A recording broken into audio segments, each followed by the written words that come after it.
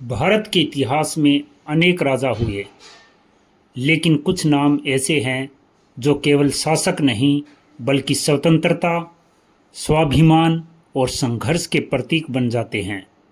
महाराणा प्रताप ऐसा ही एक अमर नाम है। 9 मई 1540 राजस्थान की वीर भूमि मेवाड़ के कुंभलगढ़ दुर्ग में एक बालक जन्म लेता है, जिसका जीवन आगे चलकर भारत के इतिहास में स्वतंत्रता की सबसे महान गाथाओं में शामिल होने वाला था। आज 9 मई 2026 को महाराणा प्रताप की 486वीं जयंती मनाई जा रही है। लगभग 5 शताब्दियां बीत जाने के बाद भी उनका संघर्ष भारत की आत्मा में जीवित है। महाराणा प्रताप का जन्म 9 मई 1540 ईस्वी को कुंभलगढ़ दुर्ग में हुआ। उनके पिता महाराणा उदय सिंह और माता जयवंता बाई थी। बचपन से ही प्रताप अत्यंत साहसी और स्वाभिमानी थे। उन्हें घुड़सवारी, तलवारबाजी, भाला चलाना और युद्ध कला की शिक्षा दी गई। प्रताप का स्वभाव सामान्य राजकुमारों जैसा नहीं था। वे सैनिकों और सामान्य लोगों के बीच रहना पसंद करते थे। यही कारण था कि आगे चलकर जनता और भील समुदाय ने भी उनका पूरा साथ दिया। सम्राट अकबर पूरे भारत में अपना साम्राज्य फैलाना चाहता था।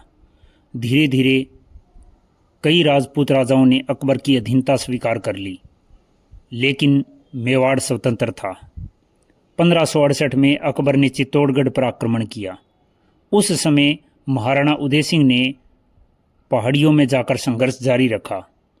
आगे चलकर उदय सिंह की मृत्यु के बाद 1572 ईस्वी में गोगुंदा में महाराणा प्रताप का राज्याभिषेक हुआ। महाराणा बनने के बाद प्रताप के सामने सबसे बड़ी चुनौती थी मेवाड़ की स्वतंत्रता बचाना। अकबर चाहता था कि महाराणा प्रताप भी अन्य राजाओं की तरह मुगल साम्राज्य की अधीनता स्वीकार कर ले। इसके लिए कई बार संधि प्रयास किए गए। सबसे पहले जलाल खान को महाराणा प्रताप के पास भेजा गया, लेकिन कोई सफलता नहीं मिली। इसके बाद आमेर के राजा मानसिंह को भेजा। महाराणा प्रताप ने सम्मान तो दिया, लेकिन मुगल अधीनता स्वीकार नहीं की। अकबर ने राजा भगवान दास को भी समझौते के लिए भेजा, लेकिन प्रताप अपने निर्णय पर अडिग रहे। अंत में टोडरमल को भेजा गया, परंतु महाराणा प्रताप ने स्पष्ट कर दिया कि वे स्वतंत्रता से समझौता नहीं करेंगे।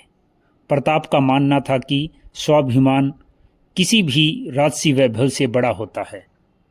जब संधि प्रयास असफल हो गए, तब युद्ध निश्चित हो गया।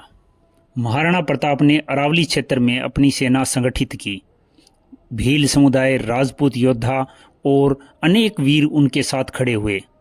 प्रताप की सेना संख्या में कम थी, लेकिन साहस में अत्यंत विशाल थी। 18 जून 1576 खमनोर की धरती पर इतिहास का सबसे प्रसिद्ध युद्ध लड़ा गया, जिसे हल्दी घाटी का युद्ध कहा जाता है। एक ओर थे महाराणा प्रताप, दूसरी ओर मुगल सेना, जिसका नेतृत्व आमेर के राजा मानसिंह कर रहे थे। महाराणा प्रताप के प्रमुख सहयोगियों में झालामान, हकीम खान सूर, भील योद्धा और रामसा तोमर जैसे वीर शामिल थे। युद्ध के दौरान महाराणा प्रताप ने अत्यंत वीरता दिखाई। उनके चेतक घोड़े ने मानसिंह के हाथी के माथे पर अपने पैर रख दिए और महाराणा प्रताप ने भाले से वार किया, जिससे मानसिंह बाल बाल बच गया। जब स्थिति गंभीर हुई, तब झालामान ने महाराणा प्रताप का मुकुट स्वयं पहन लिया ताकि दुश्मन भ्रमित हो जाए। उन्होंने अपने प्राणों का बलिदान देकर प्रताप को सुरक्षित निकलने का अवसर दिया। हल्दी घाटी का युद्ध निर्णायक नहीं रहा, लेकिन महाराणा प्रताप ने आत्मसमर्पण नहीं किया। यही उनकी सबसे बड़ी विजय थी। हल्दी घाटी युद्ध के बाद महाराणा प्रताप ने अरावली की पहाड़ियों और जंगलों में छापामार युद्ध शुरू किया। वे बार बार मुगल चौकियों पर हमला करते और फिर पहाड़ियों में चले जाते। इस रणनीति से मुगल सेना परेशान हो गई। संघर्ष के समय महाराणा प्रताप ने कई स्थानों को सुरक्षित केंद्र के रूप में उपयोग किया। आगे चलकर चावंड को नई राजधानी बनाया गया। हल्दी घाटी युद्ध के बाद अकबर ने मेवाड़ पर दबाव बनाए रखा। मुगल सेना ने कुंभलगढ़ दुर्ग पर भी आक्रमण किया। कुंभलगढ़ मेवाड़ का अत्यंत महत्वपूर्ण दुर्ग था। महाराणा प्रताप ने वहाँ भी संघर्ष जारी रखा, लेकिन संसाधनों की कमी के कारण उन्हें पहाड़ी क्षेत्रों में जाना पड़ा। 1582 ईस्वी में महाराणा प्रताप ने दिवेर पर आक्रमण किया। यह युद्ध महाराणा प्रताप के जीवन का अत्यंत महत्वपूर्ण युद्ध माना जाता है। दिवेर में मुगल चौकियों को नष्ट कर दिया गया और मेवाड़ के बड़े क्षेत्र पर पुनः अधिकार स्थापित किया गया। इतिहासकार इस युद्ध को मेवाड़ की पुनः स्वतंत्रता का प्रतीक मानते हैं।